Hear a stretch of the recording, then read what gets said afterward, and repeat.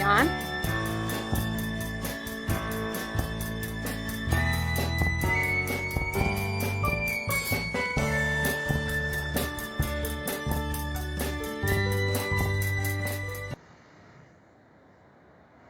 We're on? Good morning. Okay, we fixed that. Please go ahead. Good morning. Welcome to Fairview Community Church. We're so sorry about our technical difficulties. Just trying to work through a couple of kinks here. But as you can see, I am at our church at Fairview Community Church here, 2525 Fairview Road in Costa Mesa. If you are online, would you help tag some others? I know that because the link expired, that meant that they got bumped off, and I'm getting some text messages about that. So we would love if you can get on and join us. I'm having a hard time seeing because I did go online separately. So we'd love to know who's here and if you could help us out by sharing this with others. We're going to begin starting the actual service in just a few moments now that we're delayed. But we are so grateful that you're here and we're returning back to the beginning. And what better place to return than physically right here to this very hot Sunday morning at Fairview Community Church. Adam, how long are we going live for before we start the service? I think we'll be starting any minute now. I'm going to wait for my tech guy to tell me what's up. Will we be starting in just a few moments, or are we heading right away? Just a few moments. So please do go ahead and tag your friends. I know my mom's one of those ones that didn't get on, and I can't really see what's happening because as soon as I turn it on, I see myself. You probably hear that as well. So if you could go ahead and tag a friend, share this now with your folks and family. For instance, if anyone knows my mom, please tag my mom, Andy McGuire. She's going to join us this morning if you can help her. Chuck, I hope that you got this correct number. If not, Mike, is there any way you could send Chuck the correct call-in number? Because he is waiting online to listen and join us. And we want as much of our family to be here. So I think we're starting in just a few moments. We've had a little bit of technical difficulty, and Adam is just fixing whatever else needs to be fixed so we can begin our service together. So welcome again to Community Church. As I said earlier, this is our Fairview Greatest Hits, and we are returning to the beginning. So we're doing an alpha and omega. Today is the alpha, a return to the beginning where we can live the code. And with that, we will get back to one of our very first services as we celebrate all the different music that we've created throughout the years. So I'm looking forward to sharing this service with you and beginning very soon. As soon as Adam go, we're gonna go. Are we at 10:10 start timer? Okay, I think we're gonna start at 10:10. So go tell your family members. We're starting in just a second. And we look forward to celebrating with you today and again next week as we return to the Omega. It's 10:10 now. So begin now. Okay, beginning. Let us begin as we join in our worship together.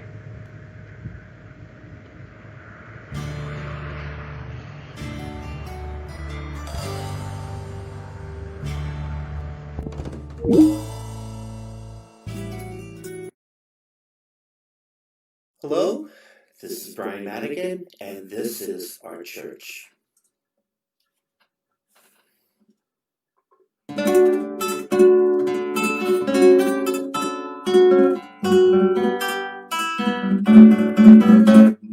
This is my church, this is your church, this is God's church, everybody. This is my church, this is your church, this is God's church, everybody. Everybody standing here. This is our church. We are all together, one big family. We share our time and talents and treasures graciously. This is my church, this is your church, this is my church, everybody. This is my church, this is your church, this is God's church, everybody. Everybody standing church. We are all together, one big family. We share our time and talents and treasure graciously. This is my church. This is your church. This is God's church, everybody. This is my church. This is your church. This is God's church, everybody. Everybody standing here. This is our church.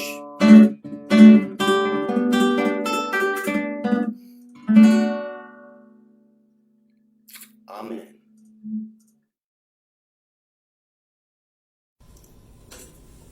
Good morning, Fairview.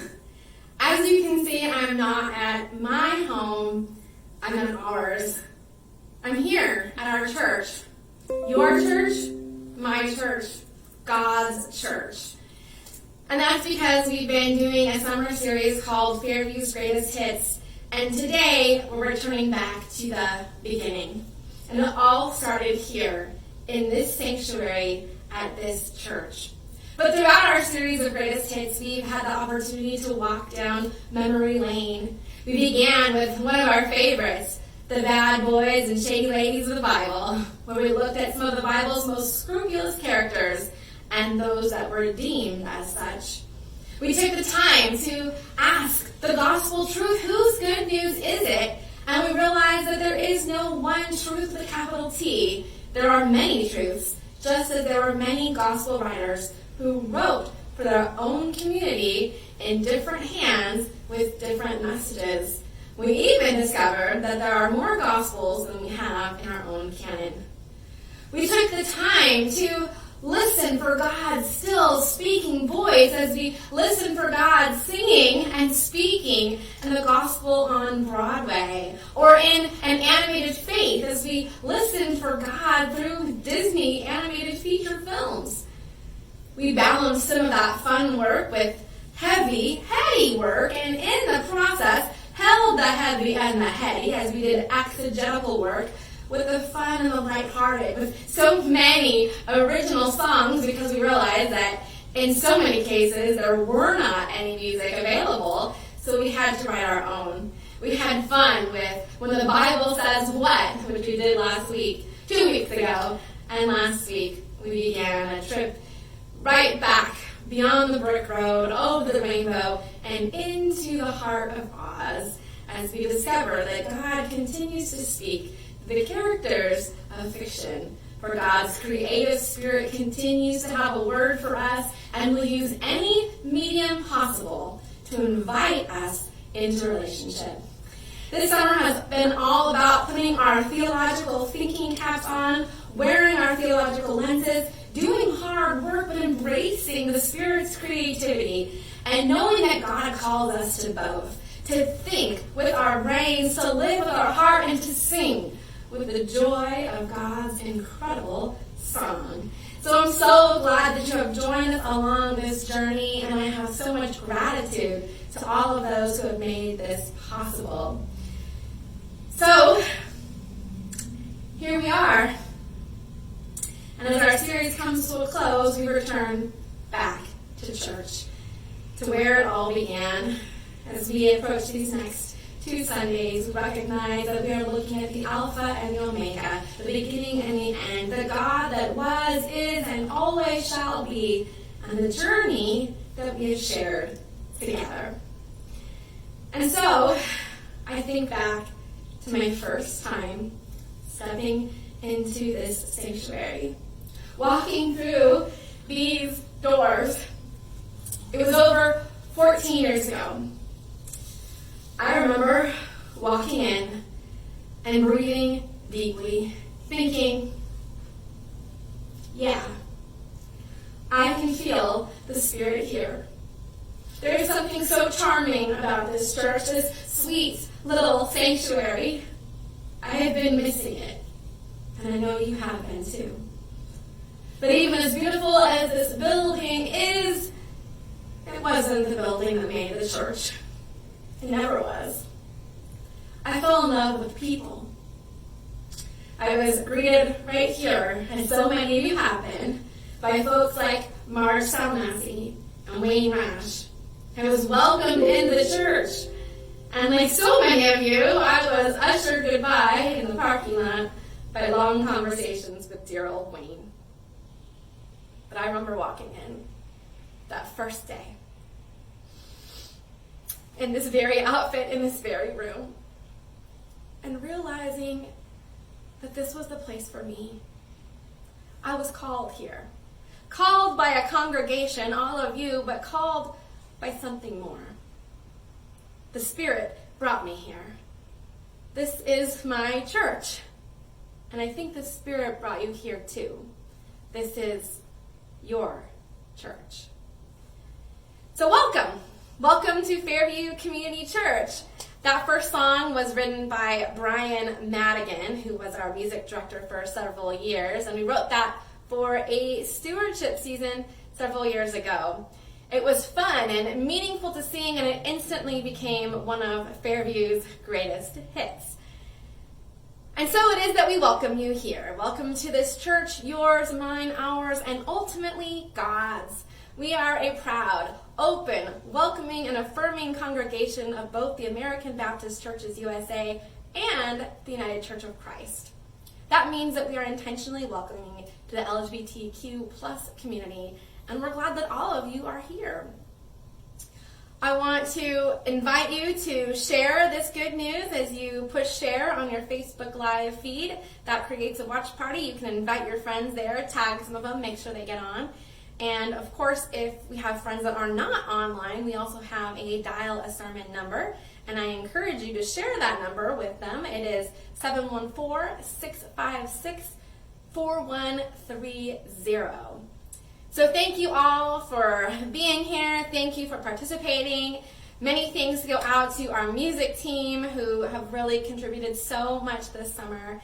Each of our summer series often demands that our music team create entire showpieces for you as we journey through a season. And this summer it has been a whole summer at a time as we've looked week after week. So thank you so much to our music team. You know that Mike Phillips is our music director, and he's ensuring that we have at least 3 congregational singing songs a week, and we're so grateful for that. And then our music team shows up and each offers solos and duets, making sure that you get a chance to see their faces and hear their beautiful voices, and they really create this worship experience. So thank you to all of our musical folks for sharing of your voice and your song. Thank you. Of course, I also want to thank Mike Kirkus and Adam White. Adam is running the show this morning, making sure that church happens. There are lots of elements that come together, and particularly during the summer, we have a lot of different elements as we try to incorporate as many of our Fairview faces as possible, which means that there's a lot of stitching together to do and toggling back and forth from our Facebook Live to all of you. So Adam, thank you for doing this once again. I'm so grateful. So as I said, this is a return to the Alpha, a celebration of the beginning. And next week comes the Omega, the end of an era, but not the end of ministry. I hope that you will join me in celebration of our ministry together. For 14 years, we have loved each other. We have supported one another. We have cared for not only those who have worshiped within these walls, but we have taken ministry beyond the walls, into the streets, into our community. We have blazed forward, carrying the light and letting it shine God's powerful rays of justice into Orange County and beyond. So I do hope that you will take the opportunity to join us in one of the multiple ways we have to safely celebrate next week. We ask that you RSVP to Cindy, so please reach out now. You can do so by phone or email if you'd like to call the church office. She is there at 714-545-4610, or you can reach her by email, office@ocfairviewchurch.org. Tell us what your preference is for celebrating with us next week. We will be right here online 10 o'clock at Facebook Live to share in a worship experience. And then we have the opportunity to gather here at our church, although not inside our church, but we're going to invite you outside of the church. At noon, we will be gathering, spreading out across the lawn. We invite you to come masked, please, although we will have some Fairview masks that we are debuting, so we certainly hope that you take the opportunity to get one of our special FCC masks with a special FCC message. We'll appreciate donations on that. But we are going to share in a special farewell as we gather, and we want you to choose what you feel most comfortable with and most safe.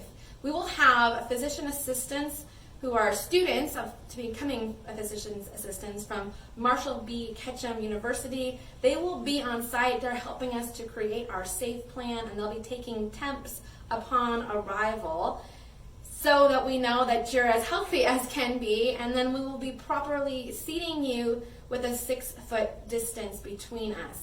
Please let us know when you RSVP to Cindy if you are bringing your own blanket or chairs to sit on, or if you would like us to place plastic chairs out for you. The program will be about 30 minutes, and it will be followed by a catered box lunch. Let us know your preference for your food choice, and if you're willing to sponsor a lunch by donation. We thank you so much. But that's a gift for you. So if you cannot donate, that's okay. We want you to experience and just enjoy the morning. But if you do have the means, we certainly appreciate it.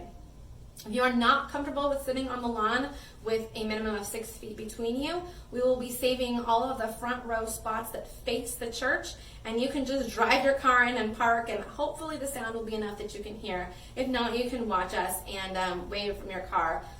And if even that feels a little bit too much for you, we don't want to push you, so be safe and do what you feel most comfortable with. At 1 o'clock, we are going to have a drive-by goodbye. So those folks that are finishing up the program will get in their cars and they'll wave goodbye. But if you didn't feel comfortable coming to the space, we just invite you to get in your car and drive by goodbye through our parking lot as we can wave to one another and give distance air hugs, which I'm sure will be teary, but I know will be just so full of the love that we have for one another. I want you to know that each of you have an important piece in my heart. You have been an integral piece to this ministry, to who we are as Fairview Community Church. It takes all of us to be this church. And as I leave, it is even more important that we celebrate that the church was never about one person. It is about the many pieces that come together. No one person, no one pastor can or should do this alone. You are an essential piece of the puzzle.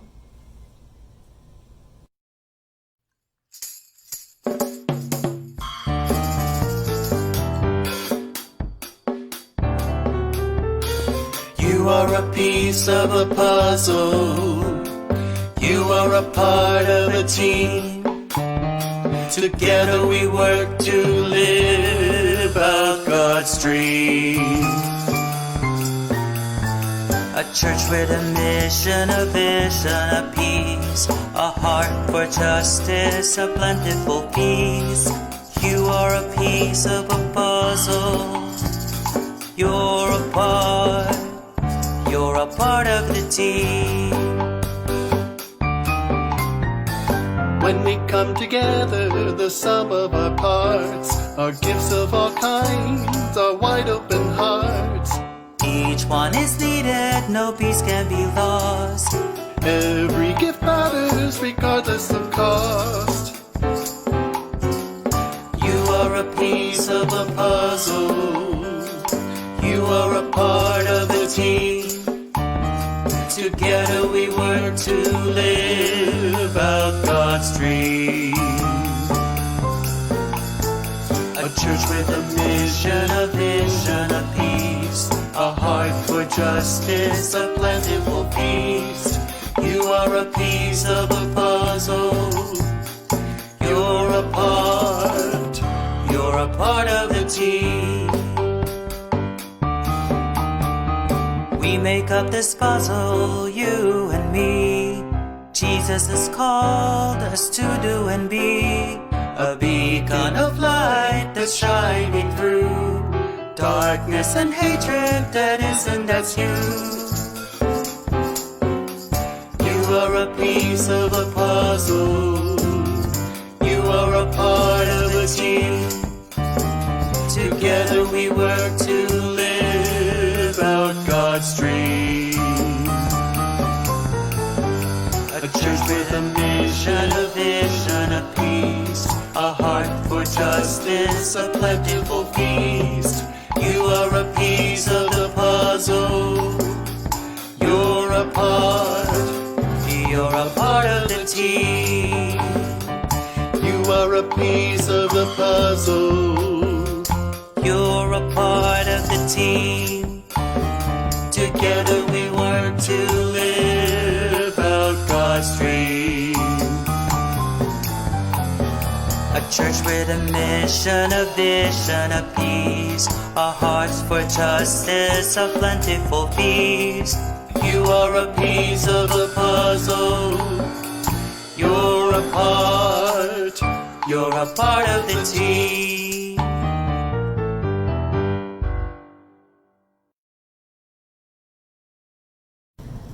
That was another of Fairview's greatest hits. I wrote the lyrics to that one and Brian Madigan put it to music. It was another stewardship themed series and a good one, an oldie but a goodie. I remember that we each came and I gave you puzzle pieces to go out from this place, and then on Pledge Sunday you returned with your pledge cards, and I had painstakingly cut all these pledge cards and the puzzle pieces so that when you returned, you would give of your pledge and our puzzle would be complete. I really love to think about all of the creative ways we have engaged in ministry together. Truly, we have done some really unique and powerful ministry experiences as we have worshiped with one another and given of ourselves. That one reminds us that though a pastor is a piece of the puzzle, it takes all of the pieces to really make the picture come together. And it's because of that, the many pieces, that we have been able to envision the vision and live it out. If you remember what our bulletins look like, I know it's been a long time since you've seen them, the front of the bulletin has the names of the staff. And yes, for 14 years, my name has been on the front next to the word pastor. But long before that and long after, the words minister have been there. And the ministers of the church have always been the people. It takes all of us to minister to one another. And so with that, let us minister to one another by engaging in prayer. As usual, I will begin the prayer, and you can share in lifting a name or lifting the prayer of your heart or simply holding in the space together, and then I'll close the prayer. So let us pray. Holy God, Alpha and Omega, beginning and end, you are all that is, all that was, and all that yet shall be. And you call us from ancient past into our futures to fully be your people, to fully be your church. There's so much to be grateful for, oh God, for the beauty of our summers, for the beauty of the love that we share for family and friends, the joy that we have in coming together in such a creative and powerful way. And yet, God, we also hold the hard. We are mindful that we're always holding the joy of our lives and holding the tension of the pain. as well. For there are hard things to face. There is pain in our world. There is sickness. There is change. There is heartache. And we hold it all. And when we cannot hold it, we give it to you, O Holy One, and you hold it with us. So hear the prayers of our hearts.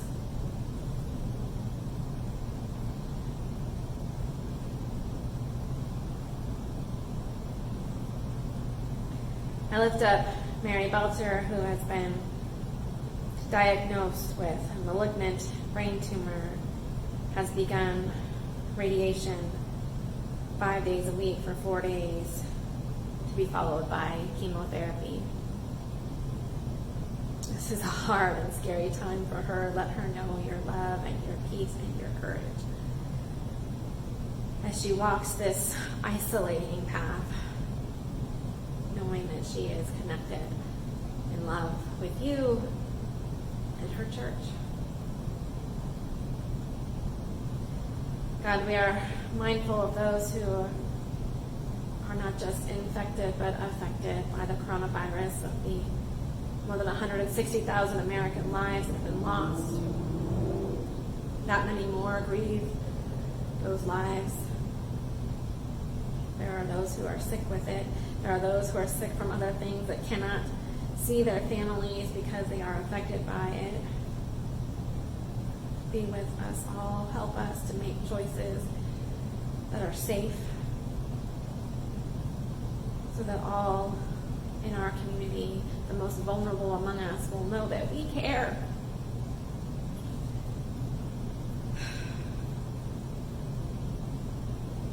And be with us, oh God, with me and this church as we transition. I pray for Fairview Community Church, and I pray for Irvine United Congregational Church, and I pray for myself and my family as we maneuver this transition with integrity, grace, and so much love. Be with us.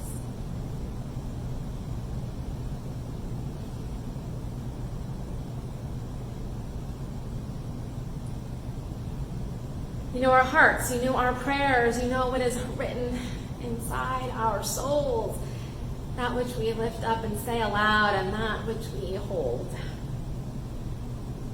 deep inside. Guide us as we continue along this journey. May we walk in your ways, this humble path, seeking justice, loving with deep kindness, mindful that we have been called forward by the one from ancient days who speaks to us in this day,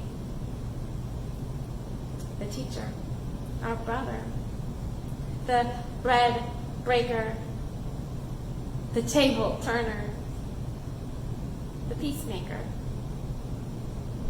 the lover of all. In the name of Jesus, we pray. Amen. So let us continue our prayer in our giving. And I want to thank all of you who have given yourselves to this church for your continued gifts, your pledges, your additional donations. As you know, we would have been finishing up a parking lot today in the last couple of days. And we are mindful that we didn't make that money this year. And so I'm so thankful for those of you who have given extra gifts in order to ensure that we are able to continue on as a church. So we thank you so much for your gifts. You can make your pledges or give single donations by going to ocfairviewchurch.org/donate. You can text the word GIVE, G-I-V-E, to 714-584-6990. You can write a check to Fairview Community Church right here at 2525 Fairview Road in Costa Mesa, California, 92626. We thank you for your faithfulness in your living and your faithfulness in your giving. That is what we seek, right? To have a living faith and a giving faith. So let us give.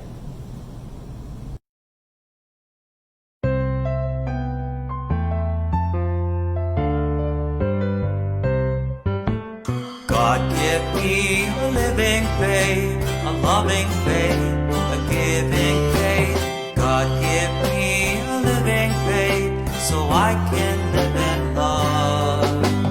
Faith for the journey, faith for the strength it gives me. God, give me a living faith so I can live in love. God, give me a mindful faith, a thoughtful faith, a reasoned faith. God, give me a mindful faith, so wisdom lives in me. Faith for the journey, faith for the strength it gives me. God, give me a mindful faith, so wisdom lives in me.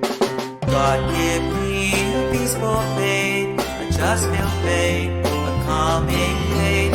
God, give me a peaceful faith so I can change the world. Faith for the journey, faith for the strength it gives me. God, give me a peaceful faith so I can change the world. God, give me a living faith, a giving faith, a heart-filled faith. God, give me a living faith so God can live in me. Faith for the journey, faith for the strength it gives me. God, give me a living faith so God can live in me.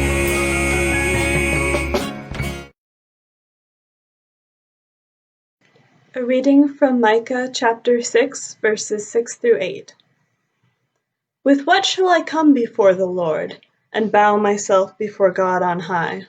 Shall I come before him with burnt offerings, with calves a year old? Will the Lord be pleased with thousands of rams, or with tens of thousands of rivers of oil? Shall I give my firstborn for my transgression, the fruit of my body for the sin of my soul? He has told you, O mortal, what is good. And what does the Lord require of you but to do justice, to love kindness, and to walk humbly with your God?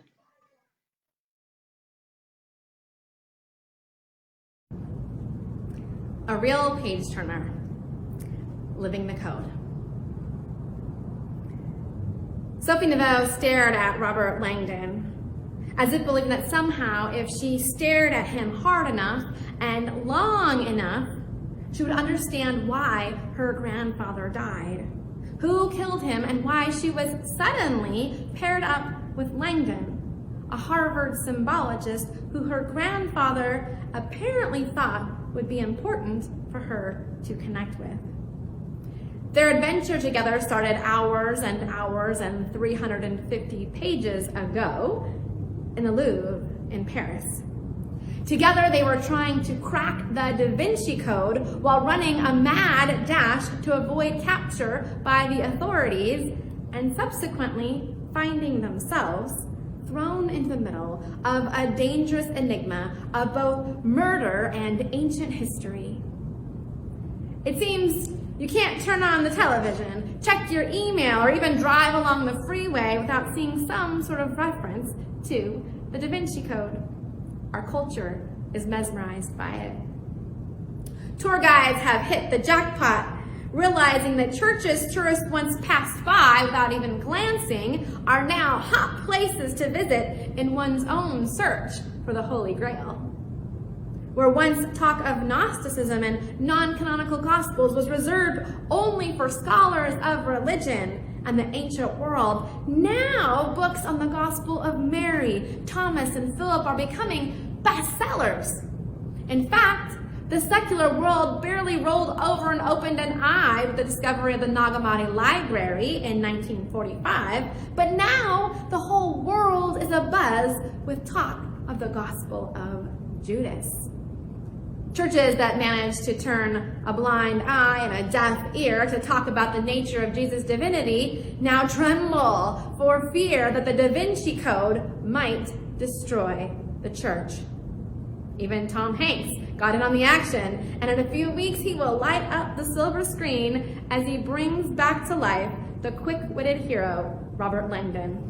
The world waits to see Hollywood's take on Dan Brown's incredibly successful hit as it comes to life in a 2-hour thriller. We have the fortune of looking backwards and know that the book was way better than the movie. But back to our sermon. They say that the Da Vinci Code is perhaps one of the best sellers ever, having sold over 40 million copies, making it a contender for, you guessed it, the Holy Bible, the all-time bestseller. Let's face it, our world has become obsessed with the Da Vinci Code. As Christians, people of the church, we find ourselves echoing the same questions that Sophie Neville asks Robert Langdon as her mind begins to wrap around the profound discoveries that were unfolding before her. What if everything Christianity was based on was false? They each silently wondered if they might find evidence that could change the course of Christianity, proving that the New Testament was false testament. But you told me the New Testament was based on fabrications, Sophie naively prompted Langdon. He smiled. Sophie, every faith of the world is based on fabrication. That is the definition of faith. Acceptance of that which we imagine to be true, that which we cannot prove. He continued, every religion describes God through metaphor, allegory, and exaggeration, from the early Egyptians through modern day Sunday school. Metaphors are a way to help our minds process the unprocessable. The problems arise when we begin to believe literally in our own metaphors. Even as he spoke the words, he wondered if they were hours, moments even, away from finding physical evidence that would shake the core of Christianity and cause millions of people to enter into a crisis of faith. Are we, like Sophie and Robert Langdon, both fascinated and fearful by what could ultimately be discovered? Dan Brown paints a picture of a paranoid Catholic Church that goes to extreme lengths to keep the real history of the Knights of Templar and the secret society of the Prairie of Zion from and out of the hands of the everyday Christian. The outcry from pious Christians worldwide that goes to extreme efforts to disprove the Da Vinci Code seems to strengthen this belief that the church could have something to lose. That somehow something could be discovered that could possibly destroy Christianity. It is so extreme that some Christian leaders actually are discouraging people from reading the book and watching the upcoming movie. Do we really think that the fate of Christianity could take a fatal wrong turn if it was scientifically proven that the New Testament was false testimony? Or if perhaps Jesus did marry Mary Magdalene and there were descendants of that holy union? Surely, Brown's book is no more of a threat to Christianity than Santa Claus is a threat to Christmas. We need not fear that Christianity is about to be debunked, or even that it is somehow capable of being debunked. The Da Vinci Code is a great novel. It poses some fascinating questions, and it certainly has sent our culture down a path of religious inquiry. But at the crux of this quest, surely must be the question, what does it mean to be a Christian? Is Christianity dependent upon the fact or fiction of the life of the historical Jesus? What does it mean to be people of God? Do we live in fear that someone will prove us wrong, take away our Jesus, destroy our God? Or do we live for another purpose? How do we and how will we, Fairview Community Church, live the Christian life in community together? The Bible can offer us a lot of rules to live by. The entire book of Leviticus is laying out laws for how to live in community. The Da Vinci Code poses the question of the political powers at play at the Council of Nicaea and the Nicene and Apostles' Creeds. If we were looking for rules to live by and laws to adhere to, our heritage could certainly spell out a list of things to believe and do. But the prophet Micah cuts right through to the heart of what it means to live a life pleasing to God. Sure, there are many rules in our society. We each have different beliefs about God and the nature of the divine, but here, put very simply and clearly, Micah reveals to us what it is God requires of us. Are we supposed to give burnt offerings to God, sacrificing all that we have, kill a fatted calf, give up our firstborn child? Micah is responding to the standing belief and practice that God desires sacrifices to be pleased, and that somehow one can win God's favor by an act of gift giving or self-sacrifice. This is not what we are called to do as we live this life. Micah responds simply, you want to know what God requires of you? Do justice, love kindness, and walk humbly with God. It might be a short verse, easy to read, easy to remember, but it is not necessarily easy to live.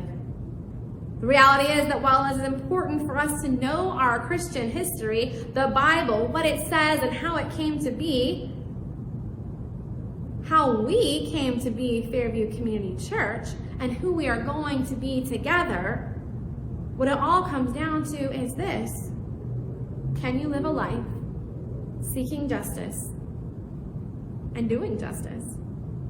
Can you love? Can you love kindness and spread that love and kindness to all you encounter? And finally, can you walk through this life with God? But not simply commit yourself to walking with God, but can you approach God and the rest of humanity with a humble nature? Can you do this? For this is what it's all about. This is a code to live by. Doing justice means actively engaging in our community, our local and global community. It means paying attention to the lives of others beyond ourselves.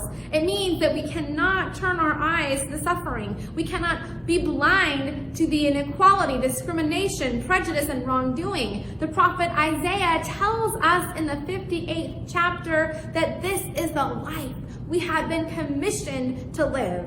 To loose the bonds of injustice, to let the oppressed go free, to share our bread with the hungry, and to allow the homeless pour into our homes, clothing the naked.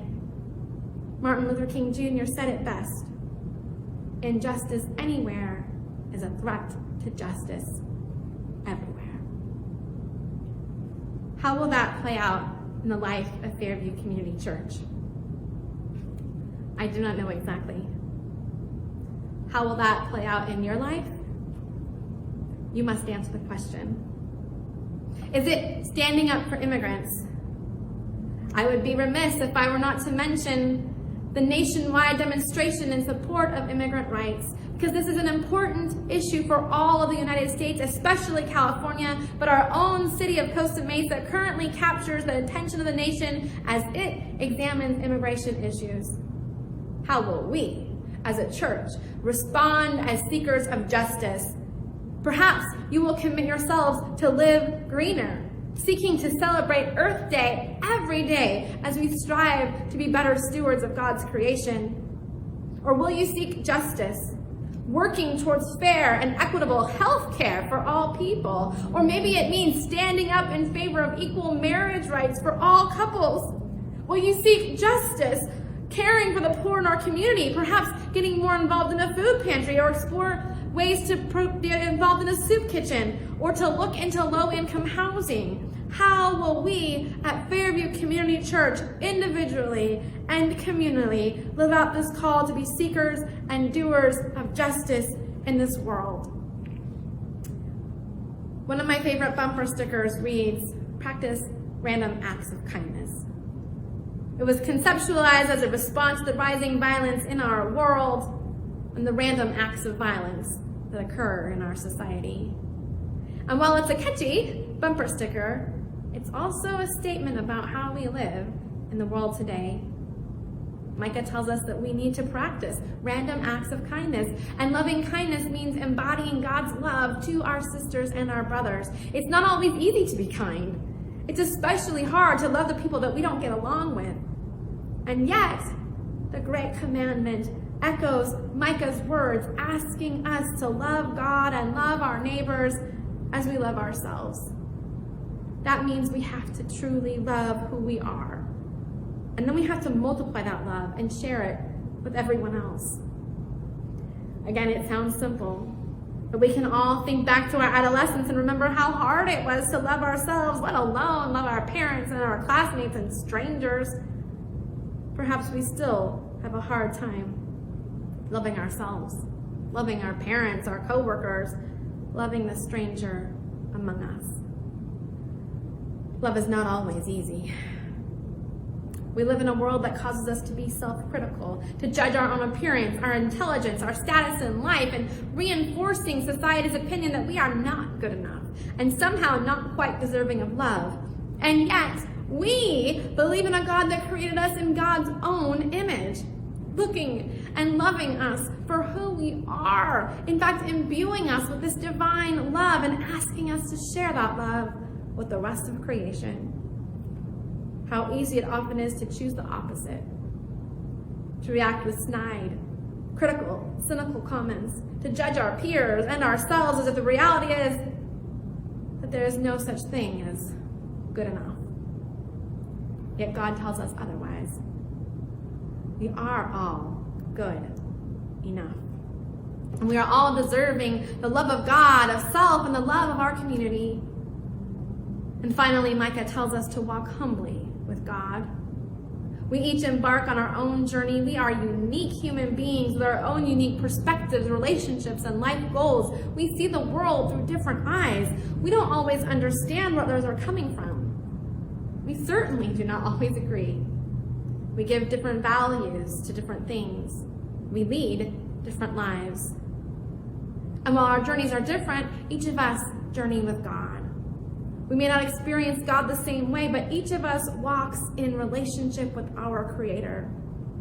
And here at Fairview Community Church, we recognize our different paths and yet choose to travel a bit of the journey side by side. Yes, each of us walks with God. Micah tells us that we are called to walk humbly with our God. And one of our Christian goals as living in community is for all people to have a sense of their own innate worth. As we raise our children in the church, we want them to know that they are intelligent, amazing, creative individuals capable of doing anything they desire. We want to pump them up with as much self-worth as possible. But Micah wants us to remember that we are called to walk the humble path. We are not to be boastful, egotistical, or too proud. As we seek to build our community together, we need to consider this balance. God has given us ultimate possibilities. And with this wealth of opportunity, we are called to respond humbly. And so as humble people of God, we recognize that we are not the only beings in this world. Sometimes we Americans tend to forget this. We do not rule the world. Sometimes we forget that we do not own the corner of the market on God. We share this world with all the rest of creation. The birds of the sky, the fish of the sea, the trees that reach towards the heavens, the animals that roam the earth, and even the bugs that creep and crawl around us. Sometimes we need a reminder to humble ourselves in the face of this vast creation. God is in one moment larger than the universe, and in the same breath as close as the wind upon our skin. May we be humble in the presence of this great Spirit, and likewise humble in relationship with one another. Micah shares with us what God requires of us, and now we are asked to live it. And while church is not a requirement to living the godly life, it certainly helps us to live in community with one another. We become accountable to each other. We care for each other. We challenge one another. And we recognize that in community, we can often do more good than we can alone. You have a proud history here at Fairview. And I am excited about what possibilities we have before us and the opportunities we have to grow. Isn't that what Jesus called us to do? When he told us to pick up his cross and follow him. Jesus' life was Micah 6:8 embodied. He lived a life of justice enacted, of love and kindness, of humbly walking in relationship with God. Jesus sought to overthrow the power structure in place in first century Palestine, to love the unlovable, to walk in relationship with God in the humble villages of Galilee, away from the religious elite of his day. And Jesus said, "Come and follow me." He showed us the path, and he offered us an invitation to join him on a journey. We do not embark upon this journey because it is the path of least resistance. We journey because God has called us forward. You've heard it said before, and you will hear it a million times again. No one ever said life was going to be easy, and nobody ever said the Christian life was easy. We do not journey because it is easy. The road is often rough, but the scenery can be incredibly beautiful. The journey is worth it. And though the storms may come, and we all know they do come, Fairview, you are no stranger to bad weather. But you know the sun will shine through the clouds. So let us commit to journeying together with God and with one another in this loving community, seeking justice, loving kindness, and walking humbly. Perhaps this is the secret that Dan Brown knew all along. And he can smile as the world turns the pages of his book. Christianity is not on the verge of death. Instead, it is calling to us from antiquity, through the voices of the young and old, the wisdom of fiction and fantasy, asking us to journey forward, open to the mystery of the Spirit that moves among us. The Da Vinci Code's a page turner. But then again, so is life. Let's open the book to a new page together. Amen.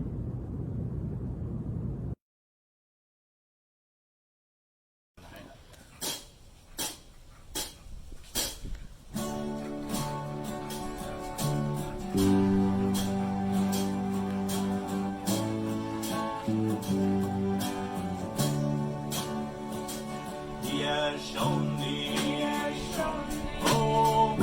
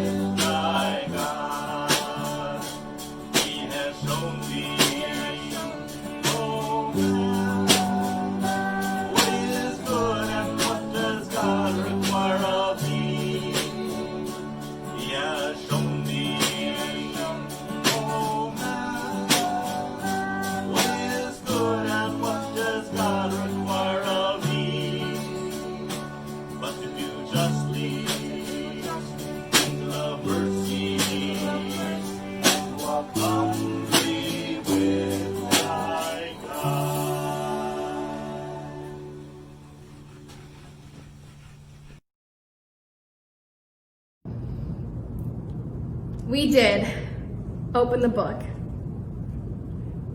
And we began an incredible story together. What a page turner it has been. It's hard to believe that we've come to the end of these chapters. But as hard as it is to imagine leaving, when I reflect on that first sermon I ever preached here in the sanctuary, I realize that we have done everything we said we were going to do, and we did it together. And the truth is, the book isn't closed just because these chapters have come to completion. There's more for you to do, and you will continue to live by the code. So let's celebrate what we have done. What we said we would do, we did. And we have done it with integrity, joy, with thoughtfulness and intention, with courage and compassion, and so much creativity. Because we have sought justice. And we have loved with great kindness. And we have walked humbly with our God and one another. So yes, let us celebrate. I really hope that you will continue this celebration. But more importantly, I hope you continue the work. I am both dreading next week and very much looking forward to the hope of seeing some of you in person in any of the safe options, social distancing, in a gathering that we have planned. So meet me back here at the corner of Fairview, where it crosses Fair. I'll meet you there.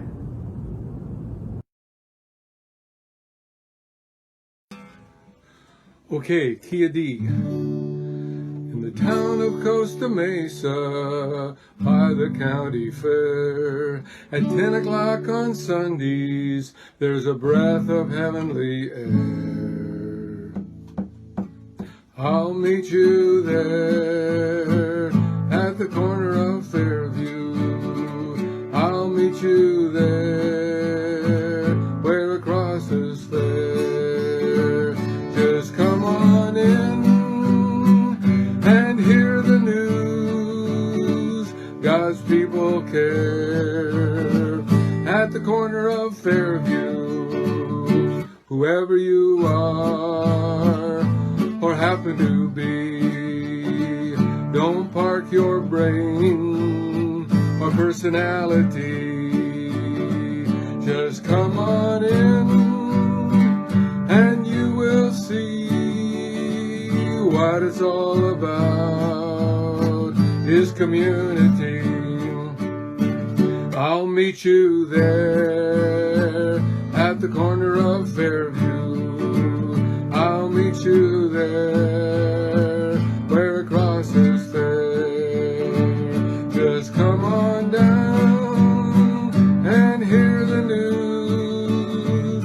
God's people care. At the corner of Fairview, earth's a beauty, but the world's a mess. Life these days brings a lot of stress. So come around, lay your burdens down, all weary souls, enjoy the rest.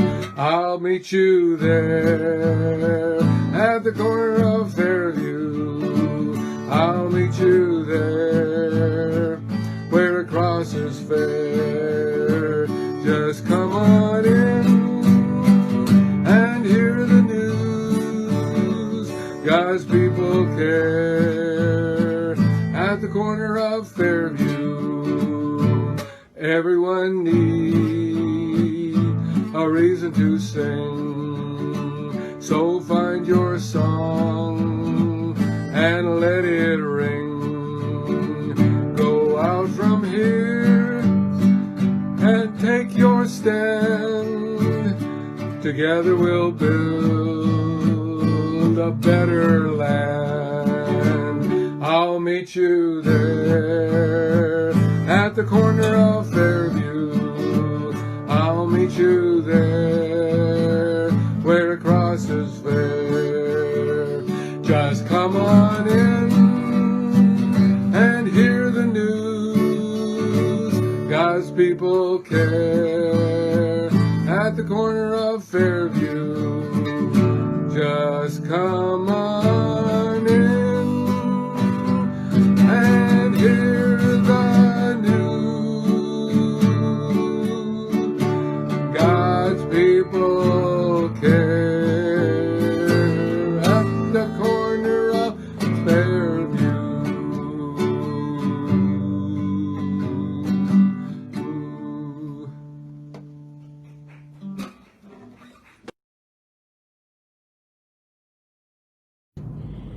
Another of Fairview's greatest hits, this one by our very own Pastor Emeritus, the Reverend Dr. Gary Barmore.